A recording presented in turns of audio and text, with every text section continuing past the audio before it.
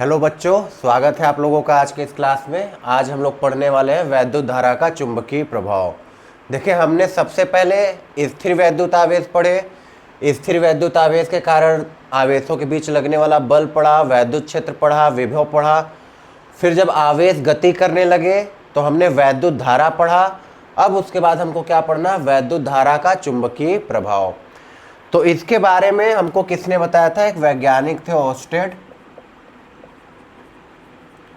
उन्होंने इसके बारे में बताया। ऐसा नहीं है कि इसके पहले हमको विद्युत धारा और चुंबक के बारे में नहीं पता था, हमको इसके पहले भी विद्युत धारा और चुंबक के बारे में पता था, लेकिन दोनों एक दूसरे से इंटर रिलेटेड है ये बात नहीं पता थी। ये हमको किसने बताया? ओर्स्टेड ने बताया। इन्होंने एक प्रयोग किया, एक चालक तार लिया उन्होंने।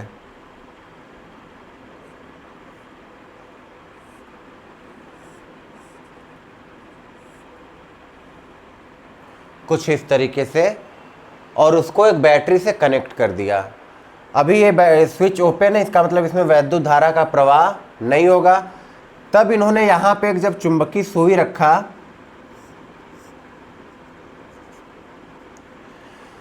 तो उन्होंने ये देखा कि चुंबकीय सुई उत्तर से दक्षिण दिशा में ठहरा, जो कि ठहरना भी चाहिए था, क्योंकि यहाँ पे पृथ्वी का चुंबकीय क्षेत्र होता है और पृथ्वी के चुंबकीय क्षेत्र के कारण ये चुंबकीय सुई किस दिशा में ठहरता है? उत्तर और दक्षिण दिशा में। कब? जब विद्युत धारा का प्रवाह नहीं हुआ है, मतलब आई का मान कितना है? 0 है। जैसे इन्होंने स्विच को क्लोज किया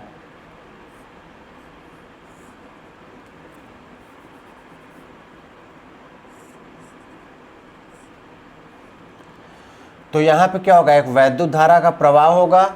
तब उन्होंने देखा इस चुंबकीय सुई में एक विक्षेपण हुआ। ये कुछ इस तरीके से घूम के हो गया। जब इन्होंने विद्युत धारा का मान बढ़ाया तो विक्षेपण और बढ़ गया। फिर उन्होंने क्या किया? इसकी दिशा उल्टी कर दी।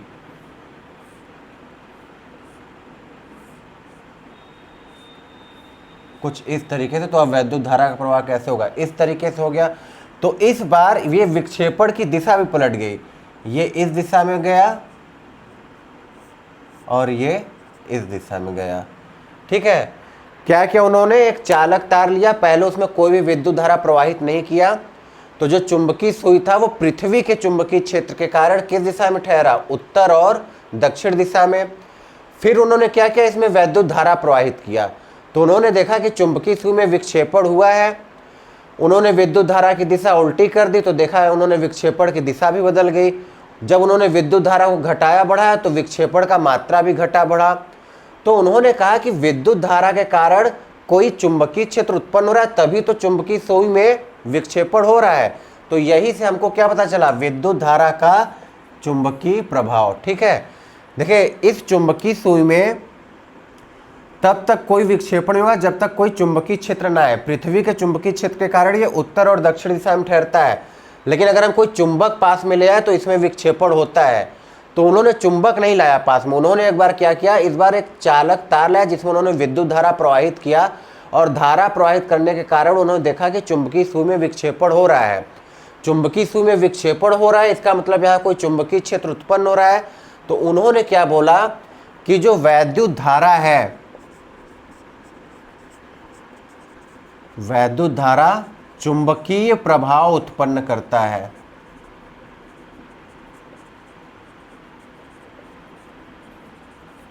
ठीक है। जब उन्होंने देखा कि वैद्युत धारा के कारण यहाँ पे चुंबकीय सुई में विक्षेपण हो रहा है और विक्षेपण चुंबकीय क्षेत्र के कारण होता है, तो उन्होंने कहा कि वैद्युत धारा क्या उत्पन्न करता है? चुंबकीय प्रभाव उत्पन्न करता है। वैद्युत धारा होता किसके कारण? तो वैद्युत धारा गतिशील आवेश के कारण होता है। तो इसका मतलब क्या हुआ कि जो गतिशील आवेश होते हैं वो चुंबकीय प्रभाव उत्पन्न करते हैं। आई बात समझ में? जब आवेश स्थिर होता है तो स्थिर आवेश केवल क्या उत्पन्न करते हैं? वैद्युत क्षेत्र। लेकिन जो गतिशील आवेश होते हैं, जो गतिमान आवेश होते हैं, वो वैद्युत क्षेत्र के साथ साथ चुंबकीय प्रभाव भी उत्पन्न करते हैं। आई बात समझ में?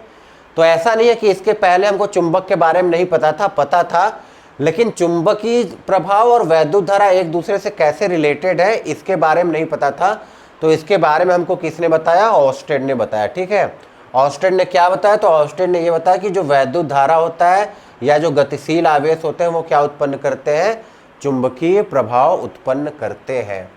ठीक, तो देखिए ऑर्स्टेड ने हमको ये तो बता दिया कि जो वैद्युत धारा है उसके कारण चुंबकीय प्रभाव उत्पन्न हो रहा है, लेकिन ये चुंबकीय प्रभाव किन किन बातों पे निर्भर कर रहा है ये उन्होंने नहीं बताया। तो इसके बारे में हमको बताया जिन वैज्ञानिक ने, उनका नाम था, दो वैज्ञानिक थे, बायो तथा सेवर्ट। ठीक है, उन्होंने क्या बताया कि किसी धारावाही अल्पांश के कारण, अल्पांश का मतलब एक छोटे से भाग के कारण उन्होंने बताया, उन्होंने पूरे चालक तार के कारण नहीं बताया, केवल उन्होंने एक छोटे से भाग के कारण बताया। उन्होंने क्या बताया कि अगर कोई धारावाही चालक तार है जिसमें I वैद्युत धारा प्रवाहित हो रही है, तो अगर हम इसका एक छोटा सा भाग ले लें dl, ठीक है, तो इसके कारण किसी r दूरी पर जो चुंबकीय क्षेत्र का मान होगा वो बराबर होगा B बराबर mu naught upon 4 pi I dl vector cross r vector बटे r क्यूब। ठीक है, बायो तथा सेवर्ट ने क्या बताया? अगर कोई धारावाही चालक तार है तो उसके एक छोटे से भाग के कारण किसी बिंदु पर चुंबकीय क्षेत्र की तीव्रता या चुंबकीय क्षेत्र का मान क्या होगा। तो उन्होंने कहा कि जो चुंबकीय क्षेत्र का मान होगा इस अल्पांश के कारण वो किसके बराबर होगा? Mu naught upon 4 pi I dl vector cross r vector बटे r क्यूब। ये भी हमारी कैसी राशि है? सदिश राशि है। ठीक है, या देखिए हमको पता है r वेक्टर में अगर हम मॉड से इसके भाग दे दें तो हमको क्या मिलता है? एक यूनिट वेक्टर मिलता है, जिसको कि हम यहाँ किससे प्रदर्शित करेंगे? r कैप से। तो इसको हम लिख सकते हैं mu naught upon 4 pi I dl vector cross r cap बटे r स्क्वायर। देखिए r वेक्टर बटे r, तो यहाँ बचेगा कितना? r स्क्वायर बचेगा। तो r वेक्टर बटे r किसके बराबर है? r कैप के। तो ये हो गया r कैप बटे r स्क्वायर। तो वही चीज़ यहाँ पे लिखा गया। ठीक है, तो इसको दूसरे फॉर्म में हम लोग इस तरीके से भी लिख सकते हैं, वेक्टर b बराबर mu naught upon 4 pi I dl vector cross r cap बटे r स्क्वायर। अगर हमको केवल इसका परिमाण लिखना है, मतलब b लिखना है, b का मतलब मॉड ऑफ वेक्टर b, मतलब केवल हम इसका परिमाण लिख रहे हैं, तो ये क्या हो जाएगा? म्यू नॉट अपॉन 4 पाई, हमको पता है ये क्या होगा? I dl a cross b, हम पहले ही पढ़ चुके हैं, a vector cross b vector किसके बराबर होता है? a b sine theta. Direction N cap होता है तो हमको डायरेक्शन तो यहाँ लेना नहीं, हम केवल परिमाण ले रहे हैं। तो ये क्या हो जाएगा? dl r साइन थीटा बटे r क्यूब। तो r से एक r यहाँ पे कट जाएगा, तो ये आएगा b बराबर mu naught upon 4 pi I dl sine theta बटे r स्क्वायर। ये क्या है? परिमाण। इससे हम क्या निकाल पाएंगे? दोनों चीज़ें, परिमाण भी और दिशा भी। ठीक है, आई बात समझ में? देखिए बायो तथा सेवर्ट ने क्या बताया, इन्होंने पूरे, पहली बात तो ये समझना कि इन्होंने पूरे चालक तार के कारण नहीं बताया, इस चालक तार के एक छोटे से भाग के कारण। तो इन्होंने एक छोटा सा हिस्सा काटा यहाँ पे dl, उन्होंने बोला dl से, मान लीजिए यहाँ बिंदु P, r दूरी पे एक बिंदु P है, वहाँ पे हमको चुंबकीय क्षेत्र बताना है। तो उन्होंने कहा यहाँ पे जो चुंबकीय क्षेत्र होगा उसका मान क्या होगा? Mu naught upon 4 pi I dl vector cross r vector बटे r क्यूब।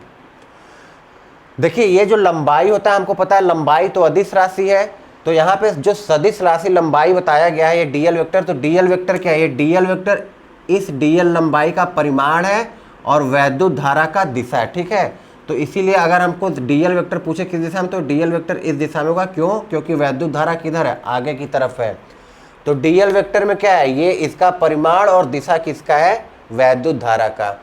तो I DL vector cross R vector बटे आर क्यूब, इसको हम लोग इतना भी लिख सकते हैं आर कैप बटे आर स्क्वायर, और अगर केवल परिमाण लिखना है तो बी बराबर mu naught upon 4 pi I D L sine theta बटे आर स्क्वायर, ठीक है। ये अभी परिमाण है, दिशा के बारे में इसके बाद में अभी बात करते हैं। परिमाण निकालना तो mu naught upon 4 pi I D L sine theta बटे आर स्क्वायर। कुछ बेसिक बातें चुंबकीय क्षेत्र के बारे में। सबसे पहले तो एक ऐसी भौतिक राशि होगी, सदिश राशि होगी। हमको पता है अगर R vector A vector cross B vector होता है तो जो आर वेक्टर की दिशा होती है वो ए के भी लंबवत होती है और बी के भी लंबवत होती है, तो इसकी भी जो दिशा होगी वेक्टर बी की वो क्या होगी, डीएल वेक्टर और आर वेक्टर के लंबवत होगी, ठीक है। इसका अगर मात्रक पूछ लिया जाए तो इसका मात्रक होता है वेबर प्रति मीटर स्क्वायर, टेस्ला,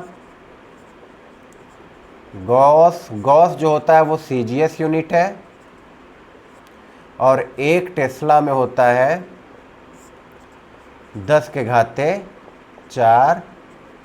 गॉस, ठीक है। इसके अलावा एक मात्रक और है, वो है न्यूटन प्रति एम्पियर मीटर, ठीक है। इसका एक फॉर्मूला होता है F बराबर B I L sine theta, तो यहाँ से b देखिए किसके बराबर होगा, F बटे आई एल साइन थीटा का तो मात्रक होता नहीं, तो ये न्यूटन प्रति एम्पियर मीटर, ठीक। तो इसका एक मात्रक क्या हो जाएगा, न्यूटन प्रति एम्पियर मीटर। तो ये चुंबकीय क्षेत्र के कुछ मात्रक हैं वेबर पर metre square, tesla, gauss, 1 tesla में 10⁻⁴ गॉस, और एक मात्रक है इसका न्यूटन प्रति एम्पियर मीटर। वीमा कोई पूछे तो बल का वीमा क्या होता है, एम एल टी के पावर -2, वैद्युत धारा का वीमा ए, लंबाई का वीमा एल, तो एल से एल कट जाएगा, तो एम टी -2 ए इनवर्स, ये हो जाएगा वीमा। तो ये कुछ बेसिक बातें थी चुंबकीय क्षेत्र के बारे में, ठीक है। बायो तथा सेवर्ट ने, देखिए ऑस्टेड ने क्या बताया था कि वैद्युत धारा चुंबकीय प्रभाव उत्पन्न करता है, लेकिन वो चुंबकीय प्रभाव किन किन बातों पर निर्भर करता है ये हमको किसने बताया, बायो तथा सेवर्ट ने। तो बायो तथा सेवर्ट ने एक अल्पांश के कारण, मतलब धारावाही चालक तार के एक छोटे से भाग के कारण, इसको हम लोग डीबी वेक्टर भी लिख सकते हैं क्योंकि ये छोटे से भाग का बता रहा है, एक छोटे से भाग के कारण जो चुंबकीय क्षेत्र होगा उसका उन्होंने मान बताया कितना, mu naught upon 4 pi I DL vector cross R vector बटे आर क्यूब। तो डीबी वेक्टर बराबर mu naught upon 4 pi I DL vector cross R cap बटे आर स्क्वायर, क्यों, क्योंकि आर कैप बराबर होता है आर वेक्टर बटे आर, तो एक आर वेक्टर ये हो गया, आर क्यूब में से एक आर यहाँ पे ले लिए तो ये हमको आर कैप मिल गया, और यहाँ से एक आर लिए तो यहाँ पे कितना बचा, आर स्क्वायर बचा। तो I DL vector cross R cap बटे आर स्क्वायर, और अगर परिमाण केवल लिखना हो तो डी बी बराबर mu naught upon 4 pi I D L sine theta बटे आर स्क्वायर, ठीक है।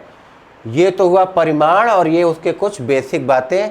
ये सदिश राशि होगा, मात्रक कई है तो सारे याद रखने, वेबर पर metre square, tesla, gauss, gauss CGS unit होता है, 1 टेस्ला में 10⁻⁴ गॉस, और एक और मात्रक न्यूटन प्रति एम्पियर मीटर। इसके हिसाब से हमने इसका वीमा निकाल लिया तो वो कितना है, M T -2 A to the power -1, ठीक। अब देखते हैं दिशा कैसे निकालना है।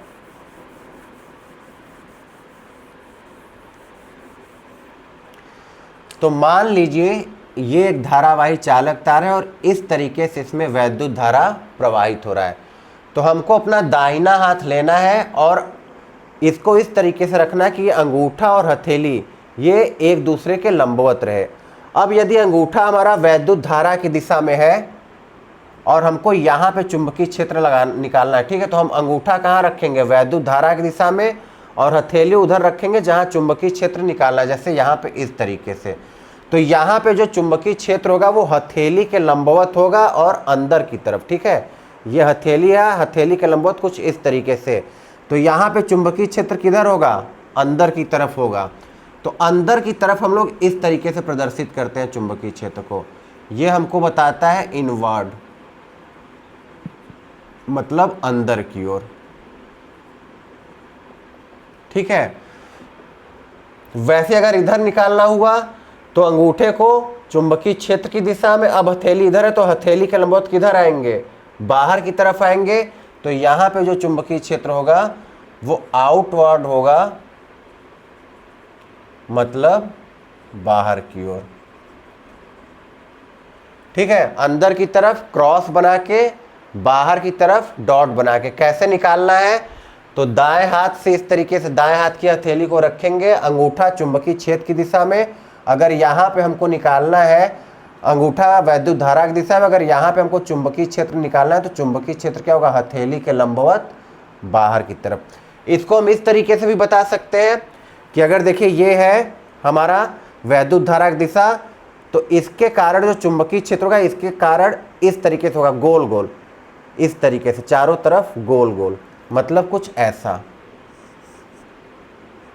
ठीक है, इस तरीके से है। तो इधर से अंदर नीचे की तरफ जाएगा, अंदर की तरफ, और यहाँ से कैसे आएगा? बाहर की तरफ आएगा, ठीक है। कहीं पर भी अगर हमको दिशा बताना है तो हम वहाँ पे एक स्पर्श रेखा खींच लेंगे, तो वहाँ पे वो क्या हो जाएगा? दिशा। देखिए अगर ये इस तरीके से है और ये लंबवत है, तो अगर इसको हम गोल गोल घुमाएंगे तो एक सर्कुलर शेप बनेगा। तो वही हम बोल रहे हैं कि अगर ये वैद्युत धारा इस दिशा में है तो इसके चारों तरफ जो चुंबकीय क्षेत्र की दिशा होगी वो इसके चारों तरफ एक सर्कुलर पाथ में होगा। तो इस तरीके से इसका चुंबकीय क्षेत्र बनेगा। अगर हम इसकी दिशा को बदल दें वैद्युत धारा की, तब देखिए क्या होगा? वैद्युत धारा नीचे की तरफ, तो अब चुंबकीय क्षेत्र इस तरीके से होगा, मतलब उसकी दिशा बदल जाएगी। यहाँ पे जो उधर को जा रहा था ये किधर को आएगा? इस साइड को आएगा, ऐसे, मतलब अब इस साइड से बाहर निकलेगा और इस साइड से कहाँ जाएगा? अंदर जाएगा। या मान लीजिए चुंबकीय वैद्युत धारा इस दिशा में है, इसका मतलब हम क्या बताएं? बाहर की तरफ, मतलब वैद्युत धारा ऐसे है बाहर की तरफ, तब हमारा चुंबकीय क्षेत्र कैसे होगा? इस तरीके से होगा। अंगूठा वैद्युत धारा की दिशा में, हथेली को इसके चारों तरफ मोड़ेंगे तो एक इस तरीके से सर्कुलर शेप बनेगा। तो हथेली किस दिशा में मुड़ रहा है? इस दिशा में। इसका मतलब वैद्युत धारा की दिशा क्या होगी? इस चुंबकीय क्षेत्र की दिशा क्या होगी? इस तरीके से होगी, ठीक। अगर मान लीजिए वैद्युत धारा की दिशा किधर है? अंदर की तरफ। अंदर की तरफ मतलब ऐसे, तो वैद्युत धारा की दिशा में अंगूठा इस तरीके से। अब देखिए कैसे बन रहा है, हमारा हथेली किधर जा रहा है? इस तरह नीचे की तरफ। तो अब जो चुंबकीय क्षेत्र यहाँ पे होगा वो इस दिशा में होगा। देखिए दोनों में दिशा उल्टा, इधर एंटी क्लॉकवाइज है जबकि इधर क्लॉकवाइज है। तो इस तरीके से हम लोग दाएं हाथ का यूज करके चुंबकीय क्षेत्र की दिशा निकालेंगे। अंगूठे को रखना है वैद्युत धारा की दिशा में, और अगर ये चालक तार है तो इस तरीके से अगर हम अपने उंगलियों को मोड़ दें तो यही वैद्युत धारा की दिशा होगी। या किसी बिंदु पे निकालना है तो इस तरीके से फैलाएंगे और इस हथेली के लंबवत। तो परिमाण इस तरीके से, और दिशा निकालेंगे दाएं हाथ के हथेली के नियम से, ठीक है। चलिए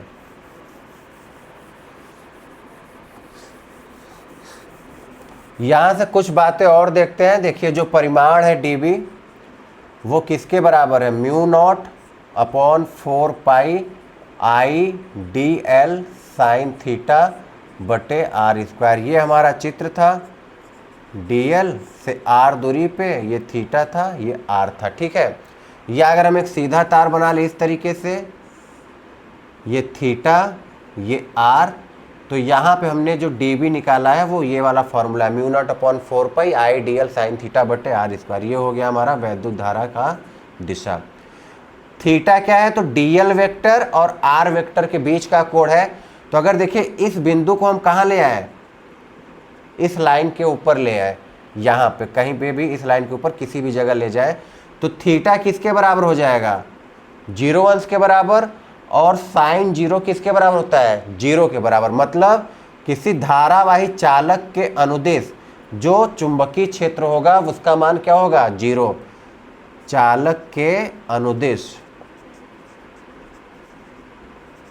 जो चुंबकीय क्षेत्र होगा वो कितना होगा, जीरो होगा। मतलब अगर कोई इस तरीके से बोल दे कि ये धारावाही तार है, यहाँ पे हमको चुंबकीय क्षेत्र बताओ कितना होगा, तो हम देख सकते हैं ये इस तार के अनुदिश है, तो यहाँ पे चुंबकीय क्षेत्र क्या होगा, जीरो होगा।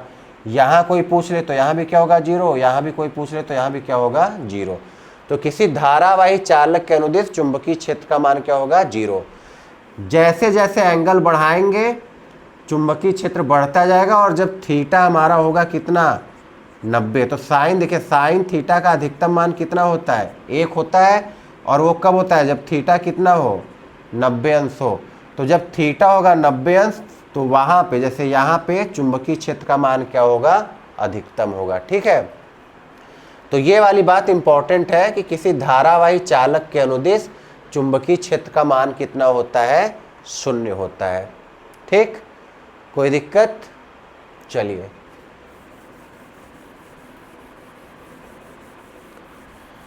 तो देखिए ये वाला फॉर्मूला। अच्छा, म्यू नॉट के बारे में भी कुछ बात कर लेते हैं। म्यू नॉट को बोला जाता है निर्वात की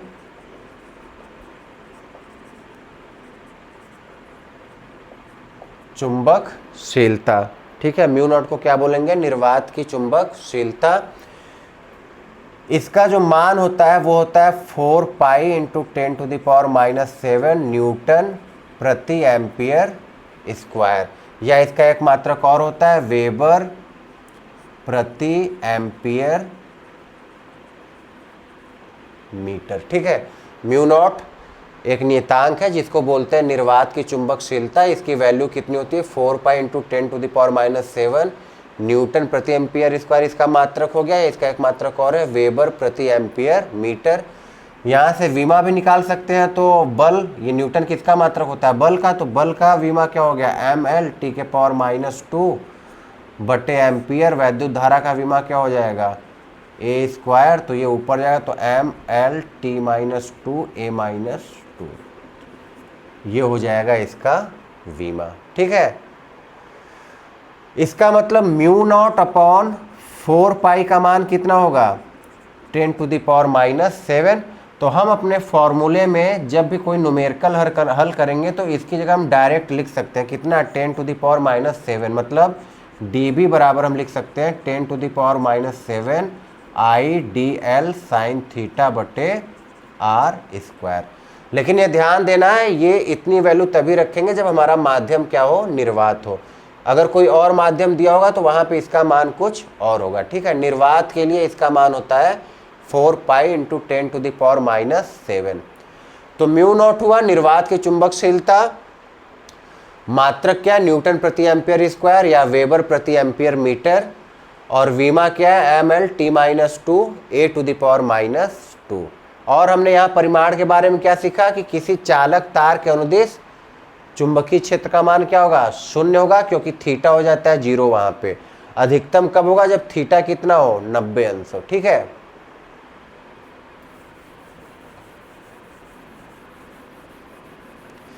तो अब बायो और सेवर्ट के इस वाले फॉर्मूले को लगा के हमको कुछ केसेस के लिए चुंबकीय क्षेत्र का मान निकालना है। ये तो देखिए हमने ये पढ़ा कि ये किसी अल्पांश मतलब चालक तार के एक छोटे से भाग के लिए होता है। तो अगर पूरे चालक तार के लिए निकालना होता है तो हम क्या करते हैं, छोटे छोटे भागों को जोड़ते हैं। तो उसके लिए हम इसका क्या करते हैं, समाकलन करते हैं। तो जब समाकलन करेंगे तो म्यू नॉट अपॉन 4 पाई IDL साइन थीटा बटे r स्क्वायर। तो म्यू नॉट अपॉन 4 पाई नियतांक होता है, वैद्युत धारा का मान भी नियत होता है। तो यह आएगा DL साइन थीटा बटे r स्क्वायर B बराबर। ठीक है, अल्पांश के कारण हमको बायो सेवर्ट ने बताया था। तो अगर हमको पूरे का निकालना तो हम क्या करेंगे, छोटे छोटे भागों को जोड़ेंगे, और जोड़ने का काम कौन करता है, समाकलन करता है। तो ये हो जाएगा समाकलन के साथ उसका फॉर्मूला। ठीक,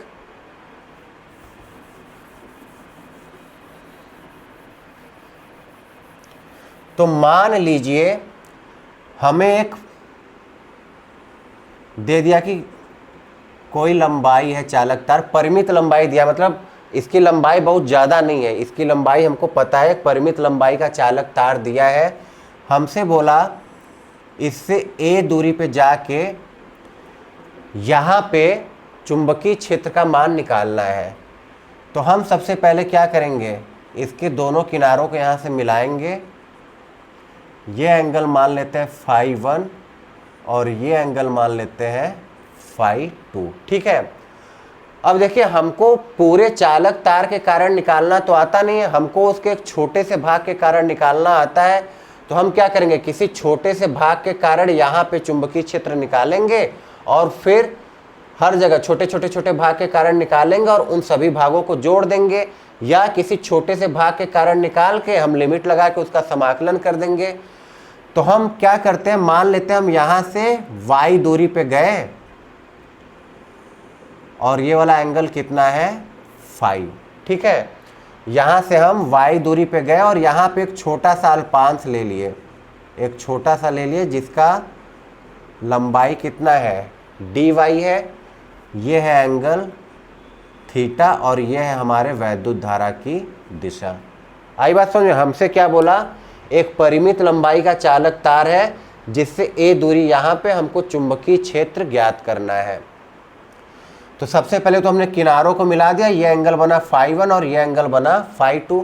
तो हमने ये कहा कि हमको पूरे चालक तार के कारण निकालना तो आता नहीं, तो हम सबसे पहले एक छोटे से भाग के कारण निकाले। तो हम यहाँ से y दूरी ऊपर गए, एक छोटा सा हिस्सा काटा अल्पांश dy और इस dy के कारण यहाँ r दूरी पर हम चुंबकीय क्षेत्र की तीव्रता निकाल सकते हैं। फॉर्मूला क्या था, dB बराबर mu naught upon 4 pi I dl sine theta बटे r स्क्वायर। साइन थीटा क्या होता था, dl वेक्टर और r वेक्टर के बीच का कोण, यही तो होता था। थीटा क्या होता था, dl वेक्टर और r वेक्टर के बीच का कोण। तो देखिए dl वेक्टर किधर है, ये dy है, dy ये है, वैद्युत धारा ऊपर की तरफ, मतलब dl वेक्टर ये हो जाएगा ऊपर की तरफ। r वेक्टर क्या है, इधर है, तो ये हो गया r वेक्टर। हमको एंगल कैसे दिया है, यहाँ पे दिया है। तो दो सदिशों के बीच का कोण निकालना हमको पता है। दो सदिशों के बीच के कोण के लिए वो या तो हेड से हेड जुड़े होने चाहिए या तो टेल से टेल। तो देखिए यहाँ पे टेल से टेल जुड़े, इसका मतलब हमको ये वाला एंगल चाहिए। तो अगर ये थीटा है तो ये एंगल कितना होगा 180 माइनस थीटा। तो इसका मतलब जो dB है वो कितना होगा mu naught upon 4 pi I dl sine 180 minus theta बटे r square. Sine 180 minus theta sine theta के बराबर होता है, तो ये dB बराबर आएगा mu naught upon 4 pi I integration of dl sine theta बटे r स्क्वायर, ठीक है। ये क्या होगा, b होगा, ठीक। इतनी बात आई समझ में। देखिए हमको क्या चाहिए, थीटा क्या होता है dl वेक्टर और r वेक्टर के बीच का कोण। तो दो सदिशों के बीच के कोण के लिए वो या तो हेड से हेड जुड़े होने चाहिए या तो टेल से टेल। तो हमको ये वाला एंगल दिया था, तो इस वाले एंगल के लिए इसका हेड है और इसका टेल है। तो हमको ऐसा चाहिए, हमको दोनों हेड से हेड चाहिए या दोनों टेल से टेल। तो हमने इसको आगे बढ़ाया, तो यहाँ पे टेल हो गया, ये भी इसका टेल, तो ये वाला एंगल कितना हो गया 180 माइनस थीटा। तो हमने यहाँ लिखा है 180 माइनस थीटा, और साइन 180 माइनस थीटा किसके बराबर होता है, साइन थीटा के बराबर होता है। अब देखिए हमको करना क्या है, तो ये dl की जगह यहाँ पे लंबाई कितनी है dy हमने मान ली है, तो ये हम क्या लिखेंगे dy लिखेंगे। अब देखिए हमारा यहाँ पे वेरी क्या कर रहा है, हमारे फाई एंगल वेरी कर रहा है, कहाँ से कहाँ तक, फाई 1 से लेके फाई 2 तक। तो सबसे पहले तो इंटीग्रेशन हमको dy के रिस्पेक्ट में नहीं करना है, हमको किसके रिस्पेक्ट में करना है, फाई के रिस्पेक्ट में करना है। मतलब हमको यहाँ पे किसी तरीके से डी फाई लाना है। तो देखते हैं कैसे आएगा डी फाई। देखिए ये वाली लंबाई y और ये वाली लंबाई a, इस वाले एंगल के लिए ये क्या है, लंब है, ये आधार है। तो tan फाई बराबर लंब बटे आधार y बटे a। तो y बराबर क्या हो जाएगा, a tan फाई। हमको y मिल गया, हमको क्या चाहिए, dy चाहिए।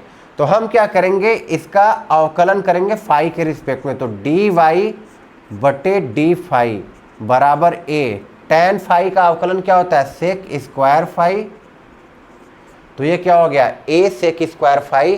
तो हमको dy चाहिए, तो हम dy बराबर क्या लिख सकते हैं, a सेक स्क्वायर फाई, और डी फाई को उधर ले जाएंगे तो ये हो गया डी फाई। तो इसको बनाते हैं समीकरण नंबर 1, और डी वाई का वैल्यू हमने क्या निकाला, तो डी वाई का वैल्यू आया a sec square phi D phi. ठीक है। अब देखिए थीटा भी वेरिएबल है, तो हम साइन थीटा को यहाँ से हटा नहीं सकते। तो थीटा, अगर साइन थीटा का हमको समाकलन करना है तो किसी तरीके से हमको यहाँ फाई लाना पड़ेगा। तो अब साइन थीटा के लिए देखते हैं फाई कैसे आएगा। तो ये देखिए, ये एंगल थीटा, ये कितना होगा 90।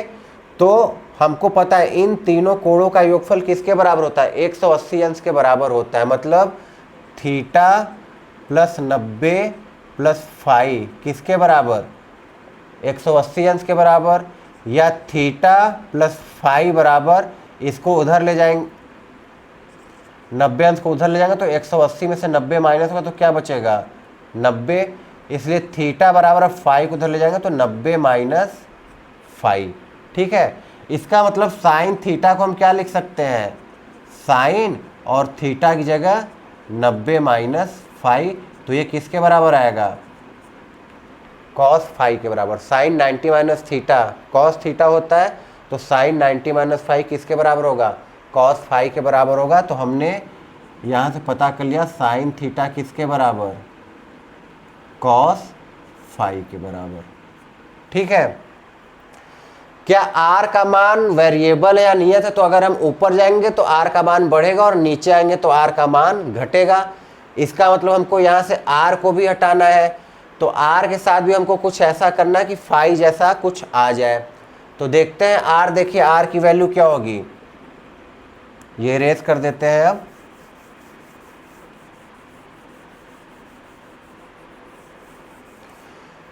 तो देखिए अगर ये वाला त्रिभुज ले, फिर से देखिए ए जो है कांस्टेंट है, नियत है, तो हम यहाँ पे ए ला सकते हैं। इसीलिए हर जगह हमने क्या लाया, ए लाया है। और चूंकि हमको फाई के रिस्पेक्ट में अवकलन कर रहे हैं, तो समाकलन कर रहे हैं, तो हम यहाँ पे फाई भी ले आ सकते हैं। तो हम फाई ला सकते हैं और ए ला सकते हैं, और हमको आर को हटाना है। तो ये देखिए इसके लिए ये क्या है, आधार है, और ये क्या है, कर्ण है। तो कॉस फाई बराबर आधार बटे कर्ण। हमको आर की वैल्यू चाहिए, तो आर बराबर क्या हो जाएगा, ए बटे कॉस फाई, या आर बराबर हम लिख सकते हैं ए कॉस फाई। 1 बटे कॉस फाई किसके बराबर होता है, सेक फाई के बराबर।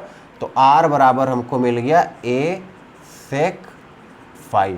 अब सारे मान पुट कर देते हैं। तो देखिए बी बराबर mu naught upon 4 pi I, D Y की जगह A sec square phi D phi, sine theta की जगह कॉस फाई बटे आर स्क्वायर। तो आर का वैल्यू कितना है, ए सेक फाई। जब स्क्वायर करेंगे इसका तो A square sec square phi. Sec square phi से सेक स्क्वायर फाई कट गया, तो ये क्या आएगा, बी बराबर mu naught upon 4 pi I cos phi D phi बटे ए। देखिए अब हमारे पास वही चीज़ें हैं जो हमको चाहिए। ए नियतांक है, ए की वैल्यू तो वेरी नहीं करेगी, चाहे हम कहीं भी चले जाएं, ये वाली दूरी नियत ही रहनी है। तो यहाँ पे हमको नियतांक मिल गया, समाकलन हम फाई के रिस्पेक्ट में करें तो यहाँ डी फाई है और यहाँ पे फाई है। लिमिट लगा देते हैं। तो देखिए लिमिट कहाँ से कहाँ तक है, ये वाला एंगल और ये वाला एंगल। तो यहाँ पे ध्यान दीजिएगा, ये जो लाइन है जिसके जहाँ पे हम निकाल रहे हैं चुंबकीय क्षेत्र का मान, इसके जो नीचे वाला एंगल होता है इसको लेते हैं माइनस में, और ऊपर वाले एंगल को लेते हैं प्लस में। तो जब हम लिमिट रखेंगे φ1 तो ये क्या रखेंगे, माइनस φ1, और ऊपर वाला प्लस में रखते हैं तो इसको क्या रखेंगे, φ2। ये याद रखना है आपको। इस लाइन के नीचे जब एंगल लेंगे तो माइनस में, और ऊपर लेंगे तो वो प्लस में। तो ये हो गया -φ1 और ये क्या हो गया φ2। तो अब कर देते हैं समाकलन। ए तो नियतांक है तो वो तो बाहर निकल जाएगा, ये हो जाएगा μ0/4 πi/a। यहाँ पे बचेगा क्या, cos फाई डी फाई। तो जब cos फाई का समाकलन करेंगे तो वो किसके बराबर आएगा, sin फाई के बराबर आएगा। लिमिट क्या है, φ2 माइनस φ1। तो ये आएगा μ0/4 πi/a।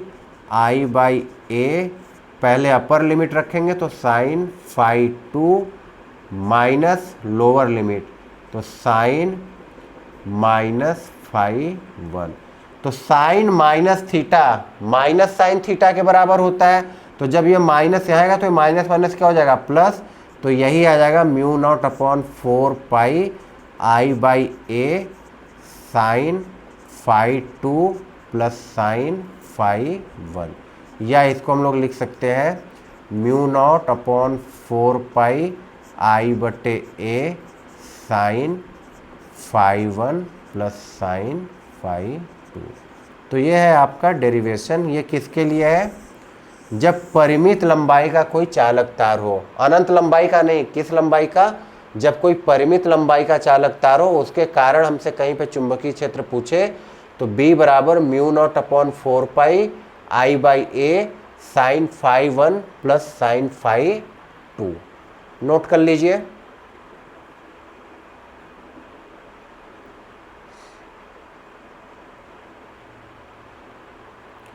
हो गया। चलिए यहीं पे एक केस और डिस्कस कर लेते हैं अभी हम लोग। मान लीजिए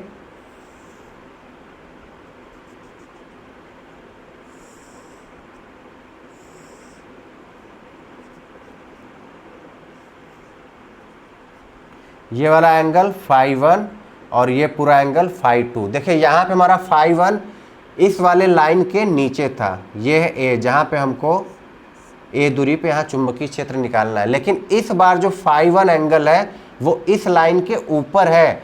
तो यहाँ पे हमने लिमिट क्या रखी थी, इस वाले में नीचे था तो माइनस, लेकिन जब ऊपर है ये तो इसको माइनस में नहीं रखेंगे, तब किस में रखेंगे, प्लस में रखेंगे। तब जब इसका समाकलन करेंगे तो ये साइन फाई आएगा और लिमिट क्या आएगा ऊपर, φ2 और φ1। तो ये आ जाएगा साइन φ2 माइनस साइन φ1। तो ये याद रखना, ये ध्यान देना कि सवाल हमारा कैसा है, ये φ1 नीचे है या ऊपर है।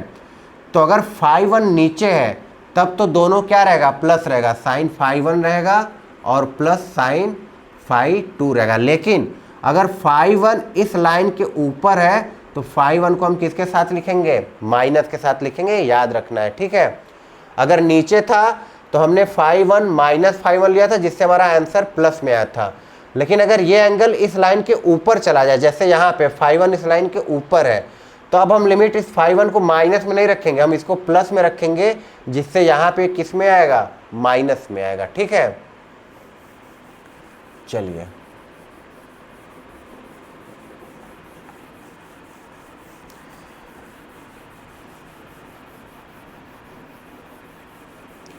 तो परिमित लंबाई का अगर कोई चालक तार हो तो उसके कारण हमको चुंबकीय क्षेत्र का मान पता चला कितना, μ0/4 πi/a साइन φ1 प्लस साइन φ2।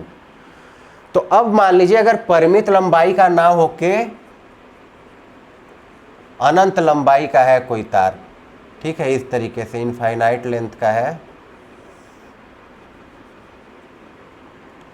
और हमसे यहाँ पे ए दूरी पे चुंबकीय क्षेत्र का मान पूछा है।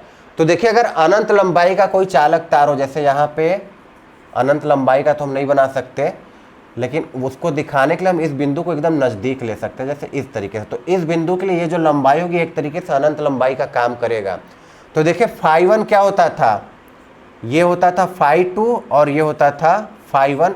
तो अगर हम यहाँ पे मिलाएं इस तरीके से तो एक एंगल हमारा ये बनेगा और एक एंगल हमारा ये नीचे वाला बनेगा। तो अगर हम ध्यान से देखें तो ये एंगल लगभग किसके बराबर आ रहा है, 90 डिग्री के। वैसे ही नीचे वाला एंगल भी किसके बराबर आएगा, 90 डिग्री के। मतलब ये जो φ1 और φ2 ये तो बड़े में बना गया, लेकिन ये जो φ1 और φ2 होंगे वो किसके बराबर होंगे, 90-90 अंश के बराबर होंगे। तो अगर अनंत लंबाई का कोई चालक तार है और उससे हमसे पूछ रहा है कि यहाँ P दूरी पे, P बिंदु पे या A दूरी पे है, चुंबकीय क्षेत्र का मान ज्ञात करना है, तो हमने देखा ये φ1 और φ2 किसके बराबर हो गए, 90 अंश के। तो B बराबर आएगा μ0/4 I/A sin 90 तो sin 90 का मान 1, तो 1 और 1 जुड़ेगा तो किसके बराबर आएगा, 2। तो यहाँ पे गुणे 2, तो 2 से ये कटा, तो B बराबर आएगा μ0/2 I/A।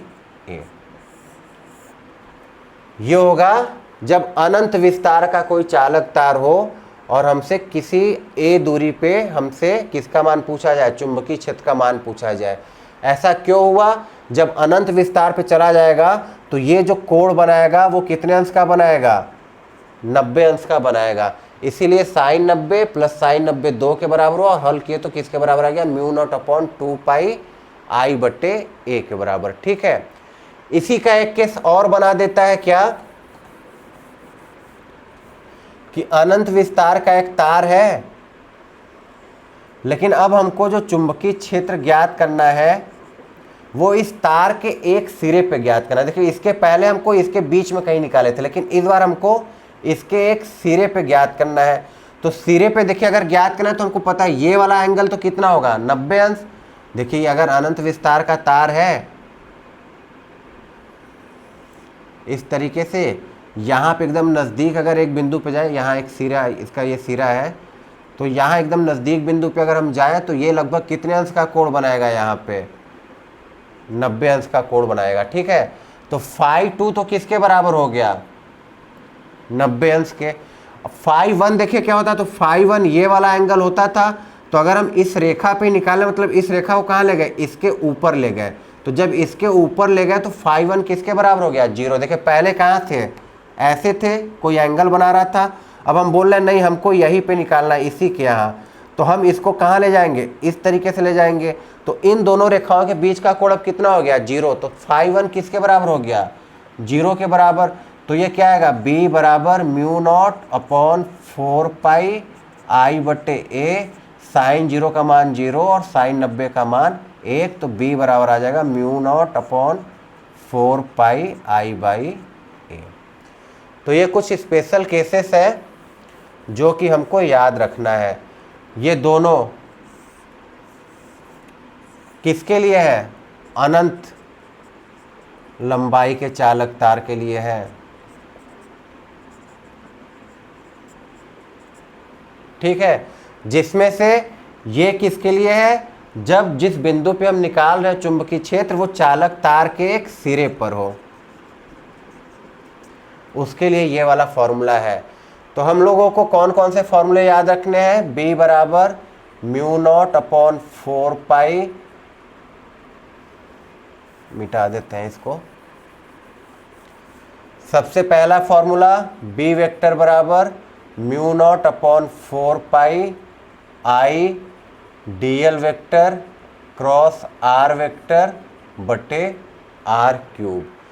दूसरा B बराबर μ0/4 I dl साइन थीटा बटे r²। फिर हमने किसके लिए देखा, परिमित लंबाई के सीधे धारावाही चालक तार के लिए। तो परिमित लंबाई के सीधे धारावाही चालक तार के लिए कितना था, μ0/4 I/A साइन φ1 प्लस साइन φ2।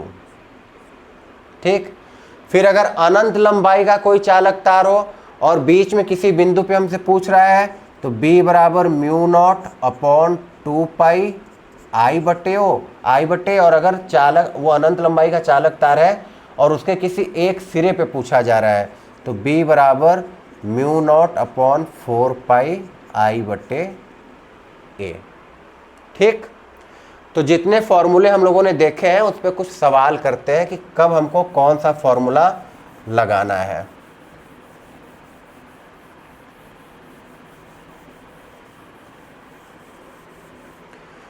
जैसे ये वाला जब फॉर्मूला लगाएंगे, कब लगाएंगे, जैसे हमको दे दिया I वैद्युत धारा 2 एम्पियर है, डीएल वेक्टर हमसे बोला कि 2I cap plus 3J cap है, और R वेक्टर हमसे बोल दिया कि 3I cap plus 4J cap है।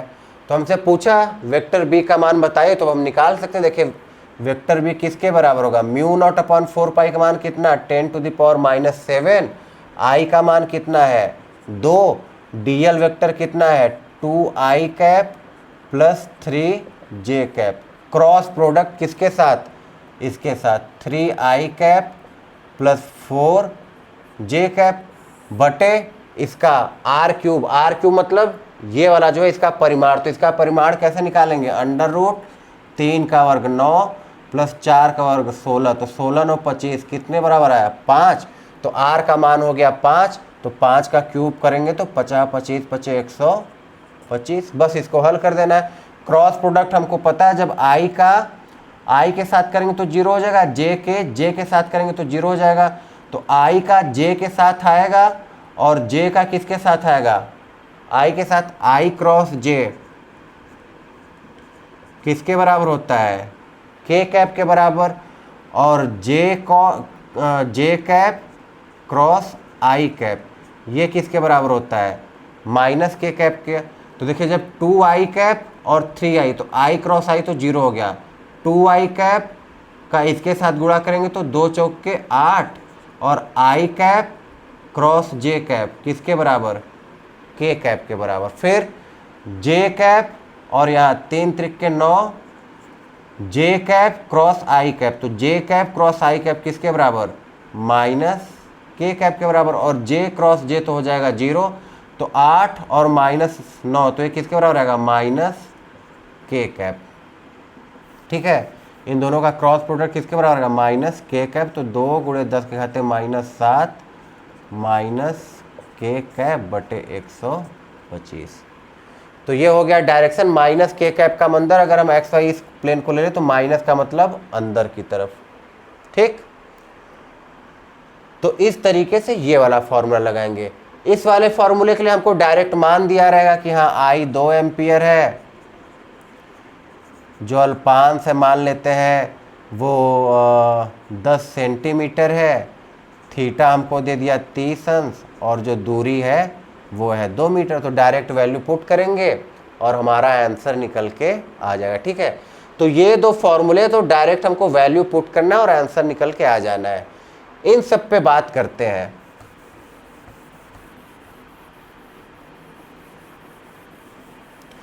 जैसे हमसे पूछा ये है कोई धारावाही चालक तार, इसमें वैद्युत धारा I प्रवाहित हो रही है, यहाँ पे चुंबकीय क्षेत्र का मान कितना होगा, तो कितना होना चाहिए।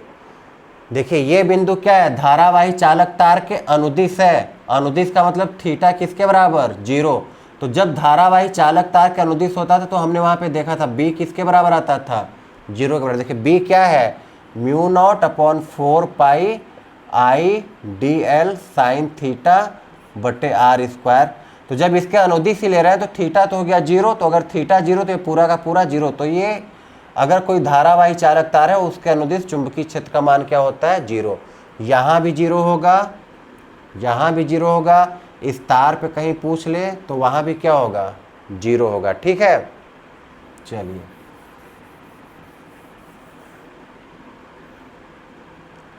ये कोई अनंत विस्तार का चालक तार है, इस तरीके से वैद्युत धारा प्रवाहित हो रही है।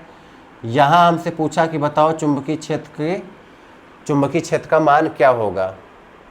तो फिर से देखिए ये भी क्या है, इस तार के अनुदिश ही तो है। अगर हम इसकी लंबाई को इस तरीके से बढ़ाएं तो उसी बिंदु पे तो आ रहा है, तो इसका मतलब यहाँ भी चुंबकीय क्षेत्र का मान क्या हो जाएगा, 0 हो जाएगा। आई बात समझ में। अगला केस लेते हैं, अनंत विस्तार का एक चालक तार है,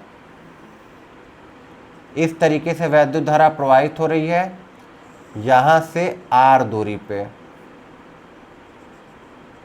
यहाँ हमको बताना है वैद्युत क्षेत्र कितना होगा। तो देखिए कौन सा केस बन रहा है, अनंत लंबाई का चालक तार है और ये जो बिंदु है वो कहाँ है, इस चालक तार के एक सिरे पर है। तो जब सिरे पे होता था तो चुंबकीय क्षेत्र कितना होता था, म्यू नॉट अपॉन 4 पाई आई बटे ए। तो वही चीज़ है यहाँ पे, वही आएगा म्यू नॉट अपॉन 4 पाई, वैद्युत धारा आई और दूरी कितनी मान रहे हैं आर, तो ये हो जाएगा चुंबकीय क्षेत्र का मान। आई बात समझ में। देखिए ये क्या था, ये अनंत लंबाई का चालक तार है, ये जो बिंदु है वो कहाँ है, इस तार के एक सिरे पे है। तो जब ये तार के एक सिरे पे होता था तो हमारा फॉर्मूला क्या निकल गया था, बी बराबर म्यू नॉट अपॉन 4 पाई आई बटे ए। तो यहाँ पे जो ए जो दूरी है उसकी वैल्यू कितनी है आर, तो म्यू नॉट अपॉन 4 पाई आई बटे आर। ये तो परिमाण हुआ। दिशा कोई पूछ ले तो अंगूठे को वैद्युत धारा की दिशा में, तो देखिए बिंदु पी पे निकाला तो बिंदु पी पे हमारी उंगली किधर को जा रही है, अंदर की तरफ। इसका मतलब जो चुंबकीय क्षेत्र की दिशा होगी वो कहाँ होगी, अंदर की तरफ होगी। ठीक है, आगे बढ़े, चलिए।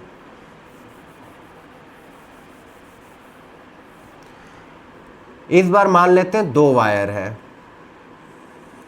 ये भी अनंत लंबाई का है, इसमें भी वैद्युत धारा आई,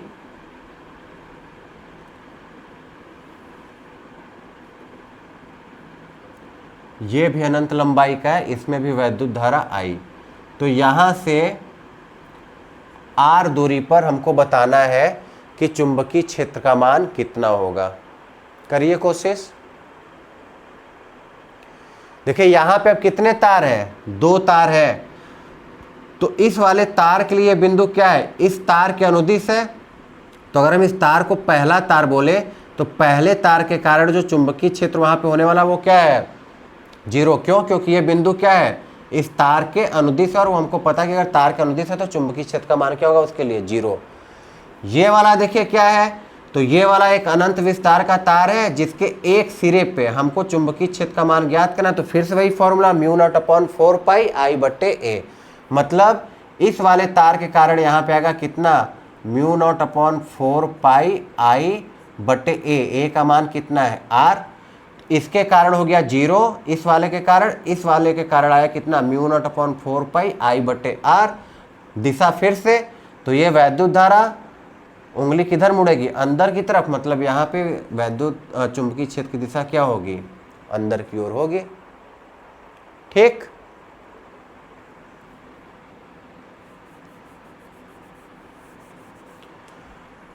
इसी सवाल में 1-2 वायर और बढ़ा देते हैं।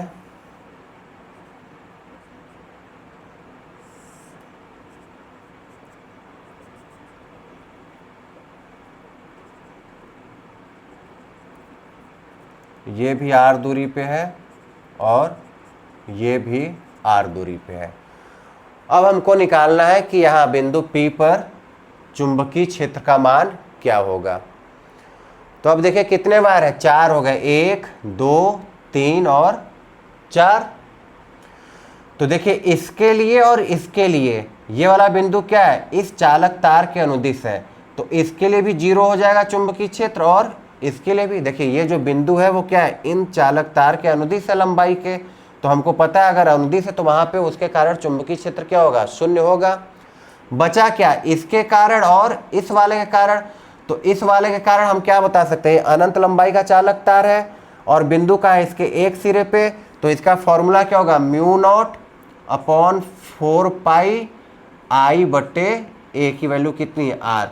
इसकी दिशा किधर है, अंदर की तरफ। यहाँ हमने वैद्युत धारा की दिशा में अंगूठा रखा, यहाँ हमको निकाला तो किधर जाएगा, अंदर की तरफ। तो अंदर की तरफ को हम इस तरीके से प्रदर्शित करते तो ये हो गया अंदर की तरफ। इस वाले के लिए देखें तो देखिए ये भी क्या है, अनंत विस्तार का चालक तार है जिसके सिरे पे रखा है और दूरी कितनी है आर है। तो मतलब इसकी भी वैल्यू इसके बराबर ही आएगी, म्यू नॉट अपॉन 4 पाई आई बटे आर। डायरेक्शन इसका देख लेते तो इसका डायरेक्शन कैसे होगा, अंगूठे को वैद्युत धारा की दिशा में ऐसे। यहाँ हमको चुंबकीय क्षेत्र ज्ञात करना इस तरीके से। तो अब यहाँ पे देखिए इसकी दिशा कहाँ आ रही है, बाहर की तरफ। इस वाले के लिए क्या थी, अंदर की तरफ, जबकि इस वाले के लिए क्या है, बाहर की तरफ। तो जितना अंदर की तरफ था उतना ही बाहर की तरफ है। इसका मतलब यहाँ पे चुंबकीय क्षेत्र किसके बराबर हो गया? 0 के बराबर। आई समझ में बात? इसके लिए और इसके लिए लंबाई के अनुदिश था तो 0 हो गया। इसके लिए आया वैल्यू कितना? म्यू नॉट अपॉन 4 पाई आई बटे आर। इसके लिए भी आया कितना? म्यू नॉट अपॉन 4 पाई आई बटे आर। दोनों एक दूसरे के बराबर है, लेकिन ये वाला जो है अंदर की तरफ है और ये वाला जो है वो बाहर की तरफ है, तो दोनों एक दूसरे को क्या कर दिए? कैंसिल कर दिए। तो चुंबकीय क्षेत्र किसके बराबर आ गया? 0 के बराबर। ठीक, चलिए अब क्या करते हैं, इस वाले की दिशा को उल्टा कर देते हैं।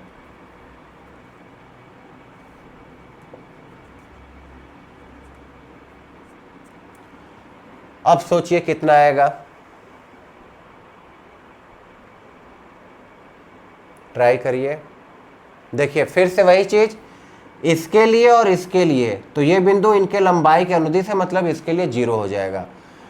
बचा इसके लिए और इसके लिए, तो अनंत लंबाई का तार है जिसके सिरे पे ये बिंदु है, ये भी अनंत लंबाई का तार है, इसके सिरे पे ये बिंदु है, तो फॉर्मूला दोनों के लिए यही लगाना है। तो इसके लिए हमको पता है कितना? म्यू नॉट अपॉन 4 पाई आई बटे ए। किधर को आया था? अंदर की तरफ, तो ये हो गया अंदर की तरफ। इसका भी परिमाण तो उतना ही आना है, म्यू नॉट अपॉन 4 पाई आई बटे ए। अब हमको देखना ये आएगा किधर, अंदर की तरफ या बाहर की तरफ। तो वैद्युत धारा किधर है? नीचे की तरफ। देखिए वैद्युत धारा किधर है? नीचे की तरफ। तो हथेली को मोड़ेंगे तो किधर जाएगा? अंदर की तरफ। वैद्युत धारा अंगूठे की दिशा में, ऐसे हथेली को मोड़ेंगे तो किधर जाएगा? नीचे की तरफ। इसका मतलब ये भी किधर है? अंदर की तरफ। तो इस बार अब दोनों ही चुंबकीय क्षेत्र किधर है? अंदर की तरफ है, तो दोनों जुड़ जाएंगे।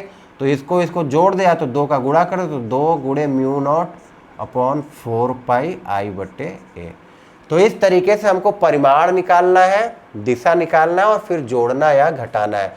अगर दिशा एक ही होगी, या तो दोनों अंदर की तरफ हो या तो दोनों बाहर की तरफ, तब तो जुड़ जाएंगे। अगर एक दिशा अंदर की तरफ है और एक दिशा कहाँ है? बाहर की तरफ, तो क्या हो जाएंगे? माइनस हो जाएंगे। ठीक है,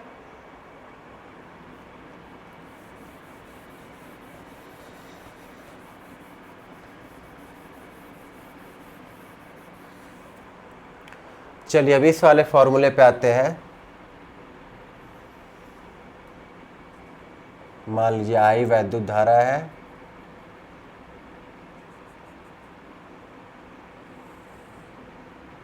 ए दूरी है, ये 45 अंश और ये 45 अंश। तो कितना आएगा यहाँ पे चुंबकीय क्षेत्र का मान? तो ये वाला फॉर्मूला लगाएंगे, B बराबर म्यू नॉट अपॉन 4 पाई आई बटे दूरी ए ही है, तो ए साइन 45 अंश प्लस साइन 45 अंश। तो ये क्या हो जाएगा? B बराबर म्यू नॉट अपॉन 4 पाई आई बटे ए साइन 45 अंश 1/√2, ये भी 1/√2, तो ये क्या हो जाएगा? 2/√2। इस तरीके से इसको आगे हल कर देंगे। ठीक है, तो जब इस तरीके से दिया रहेगा तो ये वाला फॉर्मूला। चलिए इसी में और एक दो सवाल करते हैं।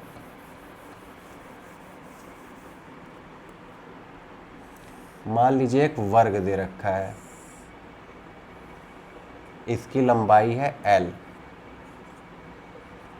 और वैद्युत धारा I इस तरीके से प्रवाहित हो रहा है।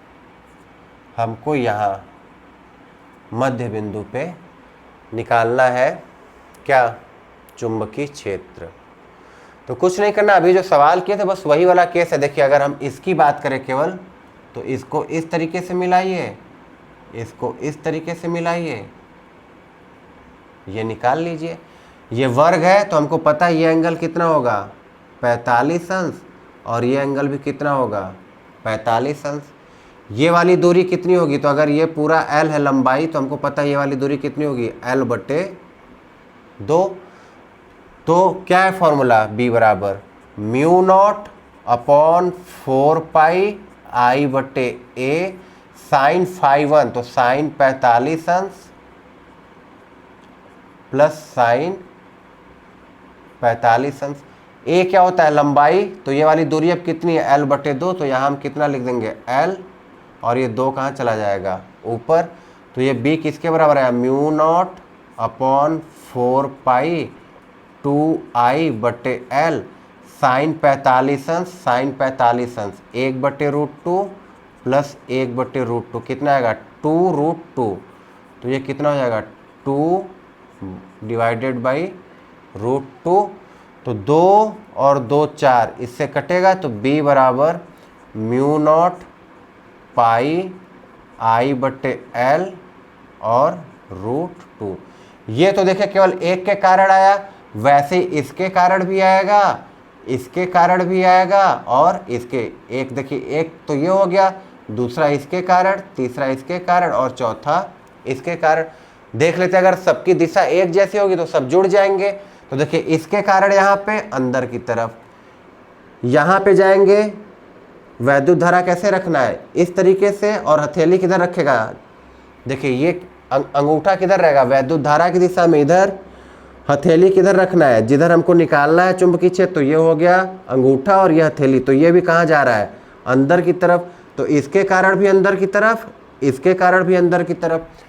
यहाँ देखें तो इसके कारण भी अंदर की तरफ, और अगर इसके कारण देखें तो इसके कारण भी कहाँ है, अंदर की तरफ। मतलब सभी के कारण अंदर की तरफ है। तो अगर हम एक का निकाल लें तो इसमें हम क्या करेंगे, 4 का गुणा कर देंगे, तो चारों के कारण निकल जाएगा। तो इस तरीके से ऐसे सवालों को हल करेंगे। सबसे पहले एक के कारण निकालें, फिर हमने देख लिया सबकी दिशा एक जैसी थी, यहाँ पे देखें तो ये भी अंदर की तरफ, यहाँ देखें तो ये भी अंदर की तरफ, इधर से देखें तो ये वाला भी अंदर की तरफ और ये वाला भी अंदर की तरफ। तो चारों के कारण अंदर की तरफ थे, इसलिए चारों हमको जुड़ गया। तो जो रिजल्टेंट आएगा वो इतना आएगा, और उसकी दिशा किधर रहेगी, अंदर की तरफ रहेगी। ठीक, आया समझ में कैसे कैसे इन फॉर्मूलों को यूज करना है। चलिए एक सवाल और देखा जाता है इसका।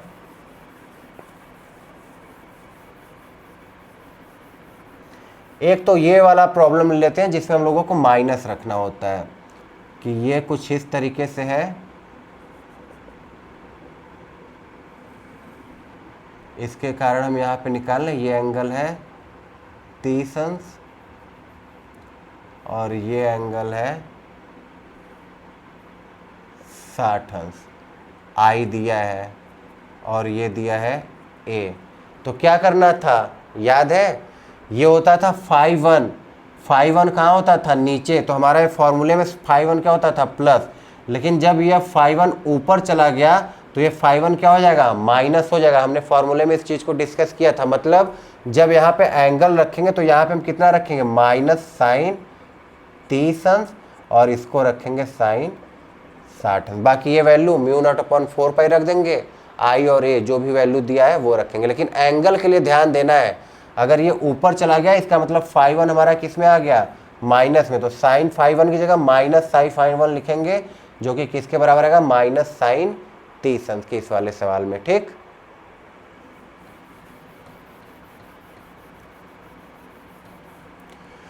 चलिए क्वेश्चन और लेते हैं, लास्ट सवाल।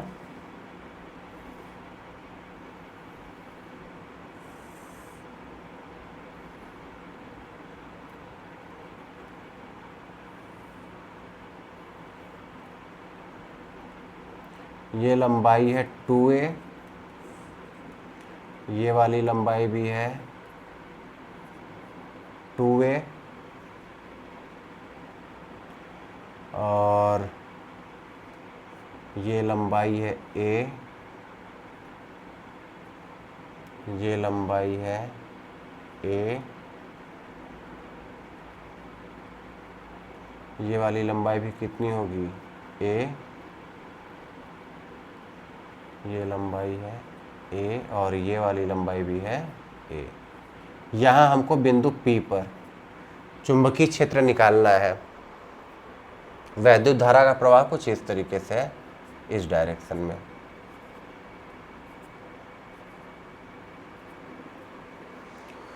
सोचिए। तो देखिए सबसे पहले तो ये देखना है कि कितने वायर हैं जिसके कारण यहाँ पे चुंबकीय क्षेत्र होगा।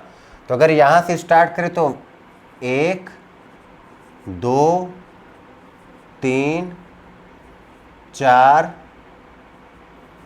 5 ये और छठा ये, ठीक है। 1 2 ये 3 ये 4 ये 5 और ये 6। अब जो इस वाले बिंदु के अनुदिश होंगे उनके कारण तो 0 होना है। तो देखिए ये जो 6 है इस बिंदु के अनुदिश है और ये जो 3 है वो भी इस बिंदु के अनुदिश है। तो B6 और B3 किसके बराबर आ गए? 0। देखिए अगर ये वाला हम धारावाही चालक तार ले तो ये बिंदु का क्या है? इसके लंबाई के अनुदिश है, तो इसके कारण यहाँ पे चुंबकीय क्षेत्र कितना होगा? 0। वैसे अगर हम ये वाला धारावाही चालक तार ले तो इसके भी लंबाई के अनुदिश है ये वाला बिंदु, तो इसके लिए भी चुंबकीय क्षेत्र कितना होगा? 0 होगा। तो इस वाले के कारण, 6 वाले के कारण और 3 वाले के कारण यहाँ पे जो चुंबकीय क्षेत्र की वैल्यू है वो कितनी हो गई? 0 हो गई। बाकियों के लिए निकालते हैं। तो अगर हम इसकी बात करें 1 वाले की, तो ये है 1, इसकी लंबाई कितनी है? 2a। यहाँ से 2a दूरी पे बिंदु P है जहाँ पे हमको चुंबकीय क्षेत्र ज्ञात करना है। तो देखिए अब ये नहीं कि यहाँ सिरे पे है तो आप ये वाला फॉर्मूला लगा दें, μ0/4πi/a। क्यों नहीं लगेगा? क्योंकि चालक तार अनंत लंबाई का नहीं है, ये परिमित लंबाई का है। इसकी लंबाई हमको पता है किसके बराबर है? 2a के बराबर है। तो ये वाला फॉर्मूला यहाँ लगाना है। आई बात समझ में? ये देखिए चालक तार कुछ इस तरीके से रहा होगा। ये होता था क्या? φ1 और ये होता था φ2। तो अब हमको अगर यहीं पे निकालना, मतलब ये वाली रेखा कहाँ पे आ गई? इसी के ऊपर आ गई। तो φ2 किसके बराबर हो गया? 0 के बराबर। φ1 क्या होगा? तो ये 90 अंश है, ये 2a दोनों भुजाएं बराबर, इसका मतलब समद्विबाहु त्रिभुज बना। तो ये भी 45 अंश और ये भी कितना? 45 अंश। आई बात समझ में? हमको यहाँ पे निकालना है, यहाँ पे। तो φ2 एक तरीके से हमारा कितना हो गया? 0। और φ1 कितना आया? 45। तो यहाँ पे फॉर्मूले में मान रखते हैं। तो b बराबर μ0/4πi/a साइन φ1, तो साइन 45 अंश, साइन φ2 हम बोल रहे हैं 0, तो साइन 0 किसके बराबर? 0। तो इसी का मान इसके बराबर आएगा। तो b बराबर μ0/4πi/a साइन 45 अंश का मान 1/√2। ठीक है, आई बात समझ में इतनी? देखिए ये क्या था? ये इस तरीके से हमको निकालना था यहाँ पे। तो यहाँ पे अब अनंत लंबाई वाला तार नहीं है, यहाँ परिमित लंबाई, इसलिए ये वाला फॉर्मूला नहीं लगाना है, ये वाला फॉर्मूला लगाना है। तो ये वाला फॉर्मूला लगाना है तो हमको सोचना है कि φ1 और φ2 क्या होगा। तो φ1 तो नीचे वाला होता था, तो ये वाला निचला सिरा है, इसको हमने मिलाया, ये हमको मिल गया φ1। तो अगर ये 90 अंश है तो हमको पता है ये भी 2a ये 2a, समद्विबाहु त्रिभुज, तो ये भी 45 ये भी 45। तो φ1 हमको क्या पता चला? 45 अंश के बराबर। φ2 क्या होता था? ऊपर वाले सिरों को इस बिंदु से मिलाते थे, तो ऊपर वाला सिरा तो यही है, तो अगर इसको इससे मिला रहे तो एंगल कितना बन रहा है? 0 डिग्री बन रहा है। तो φ2 हमने कितना रख दिया? 0 लिख दिया, तो इसकी वैल्यू इतनी आ गई। डायरेक्शन देख लेते हैं।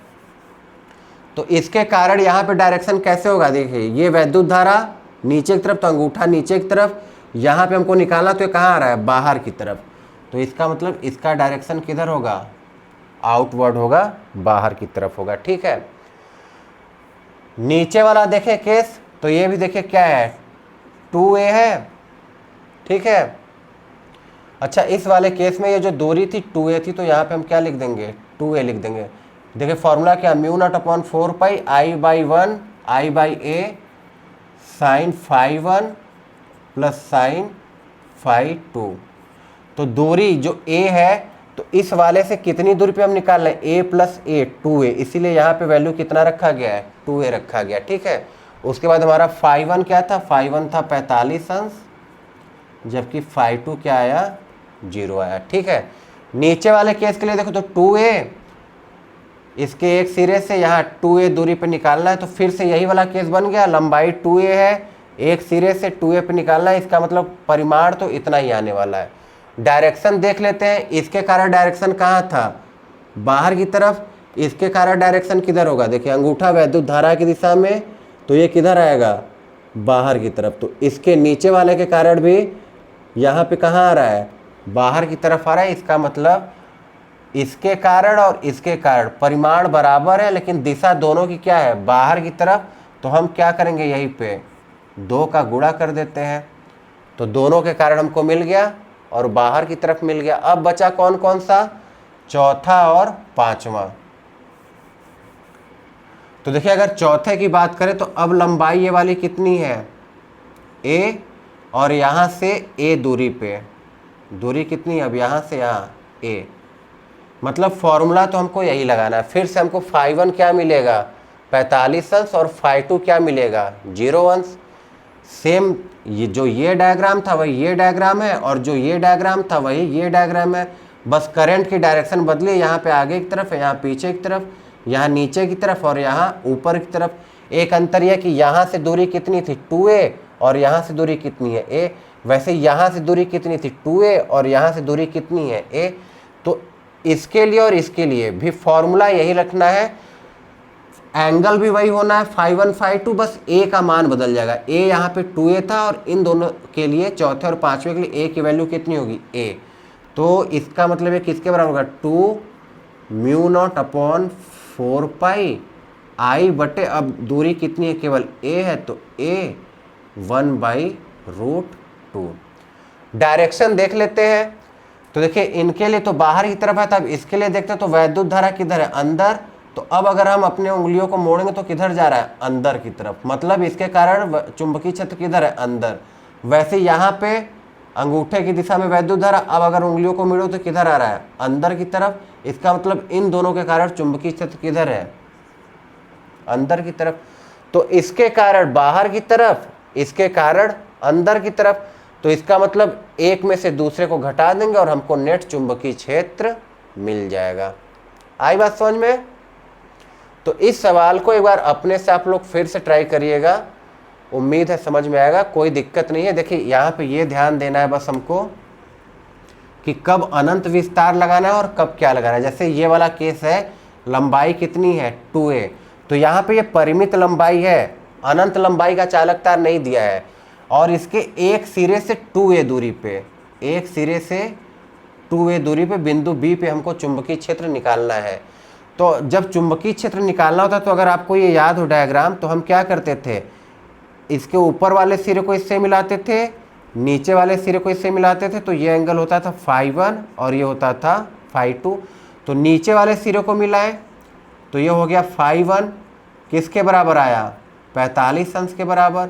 ऊपर वाला सिरा यही है, इसको अगर यहाँ पे मिला रहे तो ये इसी के ऊपर से जा रहा है, तो φ2 किसके बराबर आ गया, 0 के बराबर। वैसे ही इस वाले को भी हल किए हैं, ये दोनों भी सेम वैसे ही हैं, बस अंतर यह कि ये जो दूरी 2a थी अब ये घट के कितनी हो जाएगी, a। तो यहाँ पे हमने 2a लिखा है और यहाँ पे क्या लिखा है, a। डायरेक्शन का अंतर था, इसके कारण यहाँ पे डायरेक्शन कहाँ था, बाहर की तरफ, और इसके कारण भी क्या था, बाहर की तरफ। तो इसके कारण और इसके कारण परिमाण में बराबर और बाहर की तरफ, तो इसलिए 2 का गुणा किए और ये बाहर की तरफ। इसके कारण डायरेक्शन किधर है, अंदर की तरफ, और इसके कारण भी डायरेक्शन किधर है, अंदर की तरफ। दूरी कितनी थी a, तो यहाँ पे हमने a लिखा, दोनों परिमाण में बराबर से, तो 2 का गुणा, और डायरेक्शन कहाँ, अंदर की तरफ। तो एक बाहर की तरफ है, एक अंदर की तरफ है। तो अगर नेट हमको निकालना है तो एक में से दूसरे को माइनस कर देंगे, आंसर आ जाएगा। ठीक, चलिए आज के लिए इतना ही, मिलते हैं अगले क्लास में, तब तक के लिए बाय बाय।